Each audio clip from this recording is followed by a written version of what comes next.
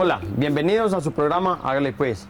Queremos invitarlos de manera muy abierta a que nos acompañen en Hágale Pues en las redes sociales, preguntándonos sobre todos los temas de interés, dónde quieren que vayamos, temas que quieren que tratemos. Síganos en nuestras redes sociales. Bienvenidos.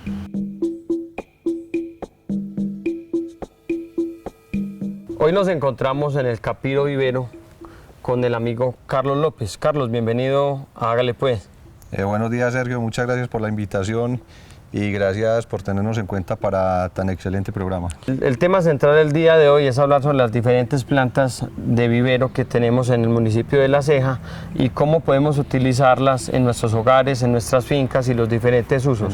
Carlos, ¿qué es un vivero? Hay varios tipos de viveros. Pueden existir viveros forestales, pueden existir viveros de frutales, pueden existir viveros de plantas ornamentales, pero en sí un vivero pues es un sitio con condiciones, digámoslo, especiales para tener diferentes tipos de plantas. Pueden haber plantas de interior, plantas de exterior, árboles frutales, árboles nativos, y también hay viveros dedicados a la producción de diferentes plantas como plantas medicinales o que se especializan en determinados temas. En este caso, el Capiro Vivero es un vivero dedicado a la comercialización para, digámoslo, el ornato o el embellecimiento de diferentes espacios, ya sea a nivel de fincas, casas, empresas, parques. Al momento de elegir una planta, bien sea para nuestra casa, para nuestra finca, ¿qué es lo primero que debemos considerar? Tenemos que tener en cuenta que las plantas son seres vivos, que como todos los seres vivos, sean los humanos o los animales, tienen ciertas necesidades. Necesidades tales como fertilización, que sería en este caso el alimento de ellas, como fumigación o controles fitosanitarios, que sería para evitar el control de plagas y enfermedades, y al igual tienen que tener también hidratación, que es el caso del riego. Otra parte muy importante es tener en cuenta qué tipo de planta vamos a comprar o cuál es la necesidad que tenemos para saber qué tipo de planta vamos a recomendar. Porque tenemos plantas que funcionan muy bien en interior y otras plantas que funcionan muy bien en exterior. Tener muy claro en qué sitio se van a sembrar, qué tipo de luminosidad, qué tipo de ambiente hay para poder que estas plantas se desarrollen bien. Es muy importante mirar que aquí en el sitio donde nos encontramos, la gran mayoría de estas plantas tienen flores, y normalmente las plantas de flor necesitan muy buena luz y muy buen aire. Si nosotros plantamos este tipo de plantas en un interior, con toda seguridad no van a funcionar bien, porque no van a tener las condiciones necesarias para lograr su buena floración. Carlos, en la parte, uno que pasa ahora en Oriente con todas estas parcelaciones que tenemos, vemos unos colores muy bonitos, unas combinaciones muy bien hechas y muy jaladas, como decimos en el Voz Populi. Eso tiene su ciencia, tiene su vaina, esta planta va con aquella, esta con esta, toda esa vaina, ¿cómo se maneja eso? También existe una arquitectura o un diseño de jardines y se puede complementar muy bien de acuerdo a las características, digámoslo, de la parcelación o de la casa o de la portería o del edificio. ¿Cuáles son las plantas que más recomendás vos aquí en La Ceja para tener, bien sea atrás un espacio en el solar bien colorido y florido con buena luz, o en el antejardín? O sea, como hablamos al principio, las ventajas que nosotros tenemos por el clima y por el tipo de suelos, hay infinidad de plantas que podrían funcionar. Ahora en el mercado de las plantas se está utilizando mucho lo que es la duranta, la begonia big, los tangos o lantanas rastreras, los geranios, los novios, las veraneras o curazaos, pues, que llamamos también, los sanjoaquines, algunos tipos de enredaderas. O sea, hay infinidad de plantas. O sea, lo más importante es mirar el tipo de ambiente y el tipo de espacios para ya poder hacer una buena recomendación. Vamos a seguir con otro tema de interés, que son las plantas de interior. Hágale pues.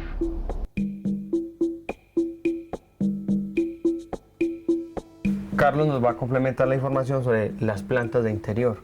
La mayoría de plantas de interior son plantas de hojas o de follajes, ya que en interior, como su nombre lo dice, por falta de luminosidad o de luz, es más difícil de que nos funcionen las plantas de flor. Algunas plantas o unas pocas plantas de flor que nos pueden funcionar en interiores con buena luz y buen aire serían plantas como las bromelias, algunas variedades de anturios y algunos anturios martillados.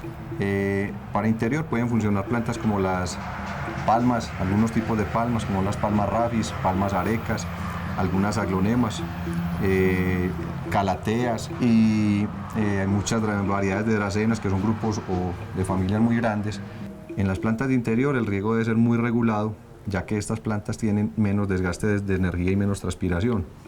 Entonces, uno de los problemas grandes que hay o que se presentan en las plantas de interior es el exceso en agua, porque muchas veces consideramos que si le ponemos agua diaria todos los días o diarios, la mata va a estar más bonita, más fresca, y va a estar más fresca, y eso es un error grandísimo, porque las matas no alcanzan a transpirar o digámoslo a tomarse toda el agua que les ponemos. Entonces hay que tener mucho cuidado. Las plantas de interior normalmente son plantas que se sostienen con agua una vez a la semana.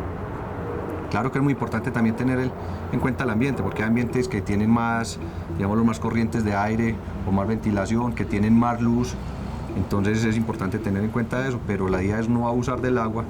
Entonces muchas veces decimos, no, es que esta planta tiene problemas de hongo, se me está pudriendo tal cosa. El problema es mérmele el agua y con toda seguridad va a mejorar.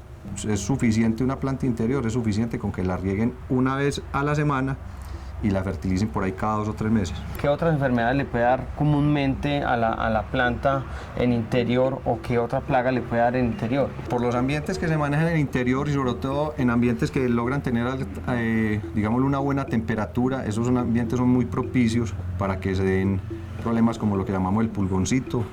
Entonces, al igual, hay que tener cuidado porque ese tipo de plaguita también puede terminar afectando la planta. Aquí podemos mirar esta planta.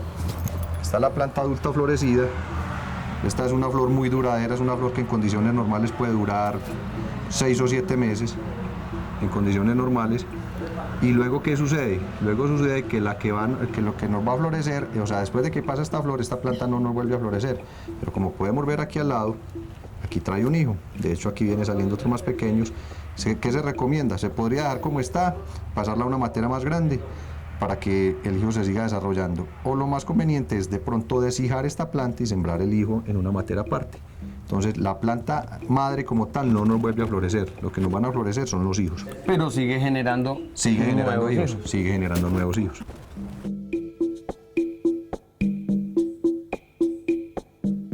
Caminando por el vivero con Carlos, nos encontramos con la parte de los famosos y conocidos cactus. Carlos, que hay de cierto que los cardos o cactus nos sirven para absorber la radiación que emiten los equipos de cómputo, televisores y algunos otros electrodomésticos.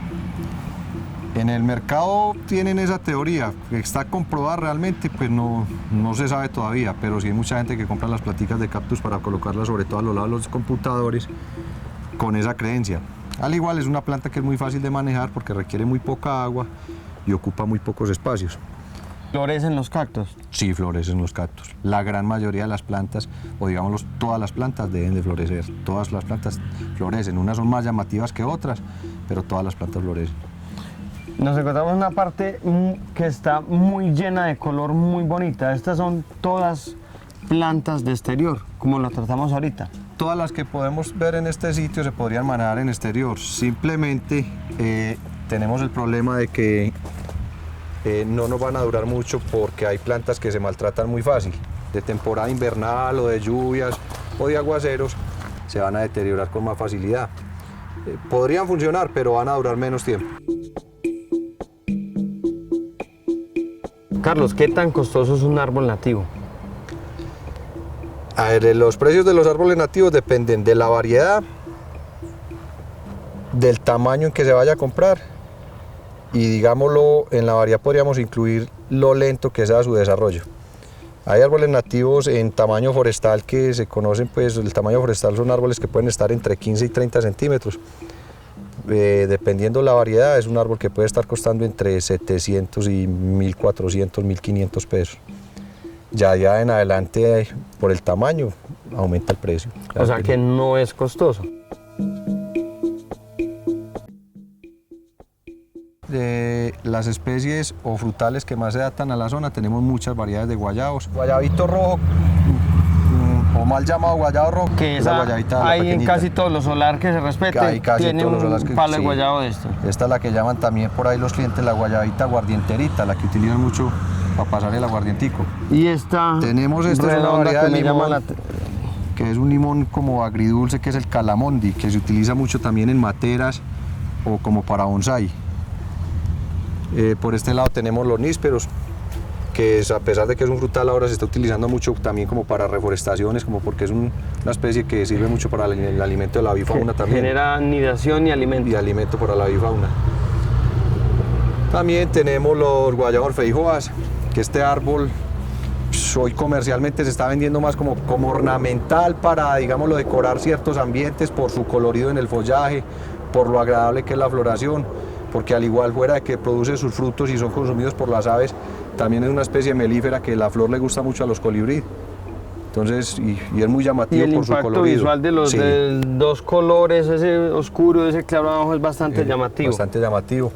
Tenemos naranjos, tenemos el limón variegado, que es una especie también muy agradable y que la buscan mucho los clientes porque su follaje también lo utilizan para hacer floreros. El fruto como tal es un fruto muy llamativo, muy agradable por su color, no tanto por su sabor. Sé que lo utilizan mucho para hacer limonadas, pero licuándolo con cáscara y todo. Y es muy bueno porque no se pone amargo muy rápido. Sí, eso he escuchado, pues. Tenemos los guayabos pera. Aquí podemos encontrar ya el limón Tahití, que esta sí es una especie más conocida en la zona. También encontramos algunas especies de caducifolios, como son los peros, los duraznos, ciruelos. Y aquí tenemos unos palitos de papayuelo, que es una especie que también antiguamente la veíamos casi en la casa de todos los abuelos. Pequeño, pues.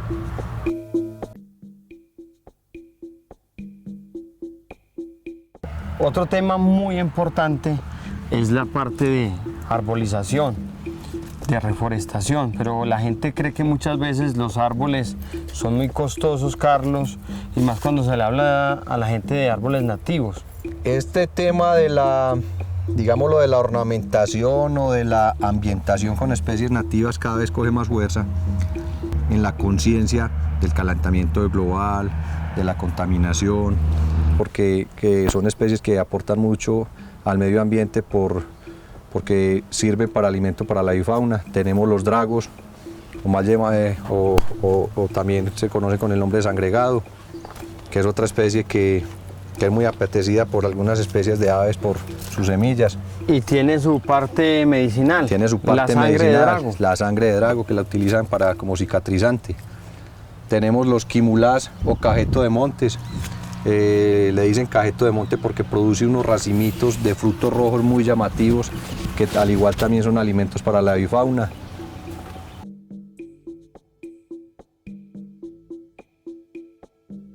Una variedad de laurel, pero laurel nativo, no es el laurel que todo el mundo le tiene el pánico que porque levanta o el raíces. aguacatillo.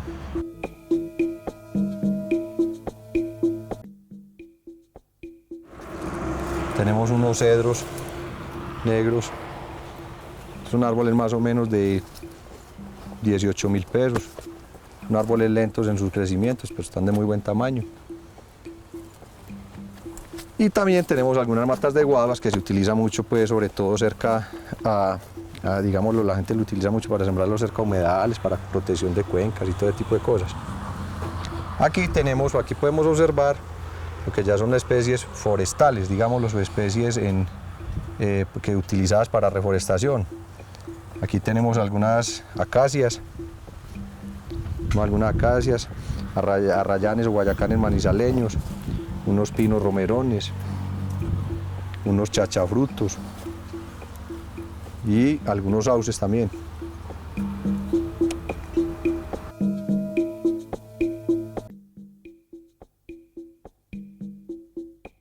Y llegamos al rinconcito que más me gusta a mí, las aromáticas, Carlos.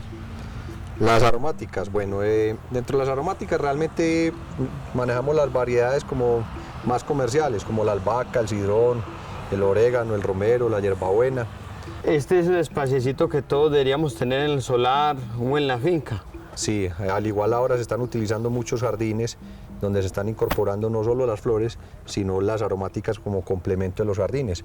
Se están utilizando también las aromáticas, digámoslo, dentro de las cocinas, en jardineritas o en las zonas verdes o en terrazas.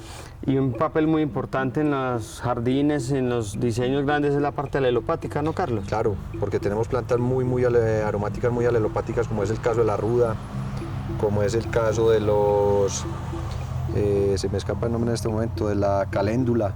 Son plantas que se utilizan, incluso las siembran al lado de algunos jardines para repeler ciertas plaguitas que llegan, como algunos insectos, algunas cosas de este tipo, pues, algunas plaguitas de este tipo. ¿Qué tan sensibles son estas maticas que tenemos aquí, como son las de combate que todos tomamos y utilizamos?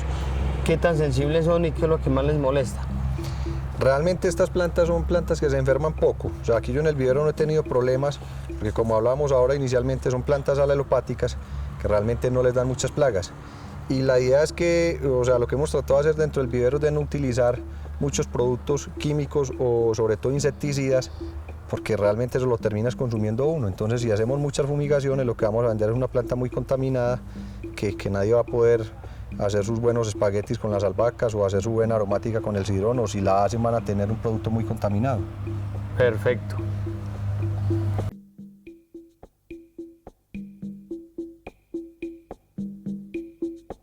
En alguna conversación que tuvimos anteriormente hablamos del aguacate y de la nueva forma de fertilizarlo desde el inicio que se está trabajando. ¿No nos amplias la información sobre este fertilizante que me habías hablado?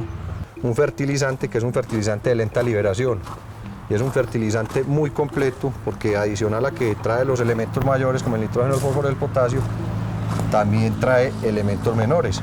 De hecho, este fertilizante es un fertilizante que primero no se conseguía en Colombia porque es un fertilizante que es importado, pero ya comercialmente se encuentra muy fácil. O sea que luego del trasplante prácticamente no tengo que volver a fertilizar. No tienes que volver a fertilizar porque es un fertilizante de lenta liberación. No sé si aquí lo puedan observar. ¿Qué son estas pepitas? Son estos granitos verdecitos que se ven. ¿Qué hay acá? Que acá, aquí los podemos mirar en la bolsa también.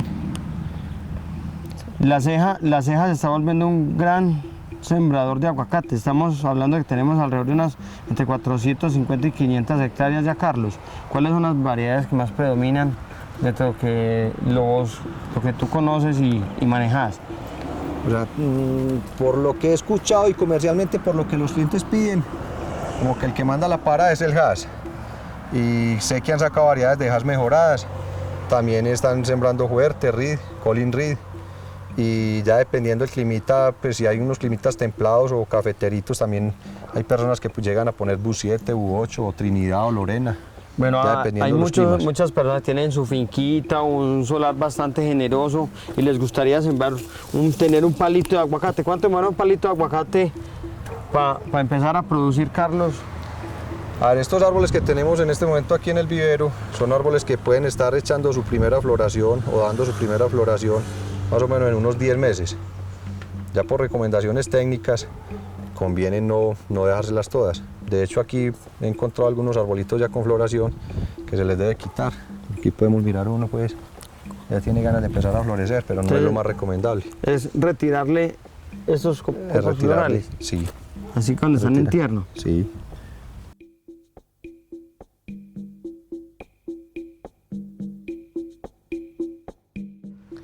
Bueno, y como lo bueno no dura, nos tenemos que despedir, sin antes decirles como 3 recomendaciones bien sencillas. Antes de implementar un jardín, un bosque, asesoren con una persona especializada, que conozca del tema, que no les vaya a meter chucha por liebre.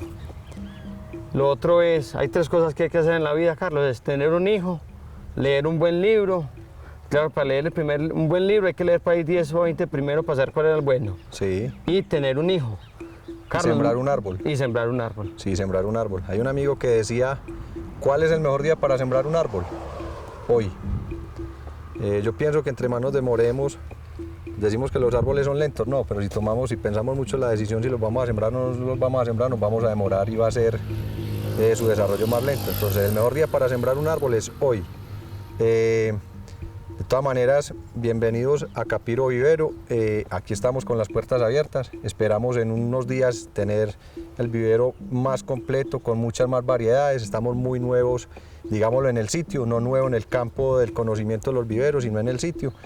Pero la idea es cada vez tener un sitio más agradable donde las familias, las personas puedan pasar un rato a mirar, a compartir, a conocer y a ver diferentes tipos de plantas y, por qué no, a llevar alguna de ellas también. Esta es su casa, bienvenidos las veces que quieran, con el mayor de los gustos, aquí los esperamos. Carlos, muchas gracias y hágale pues.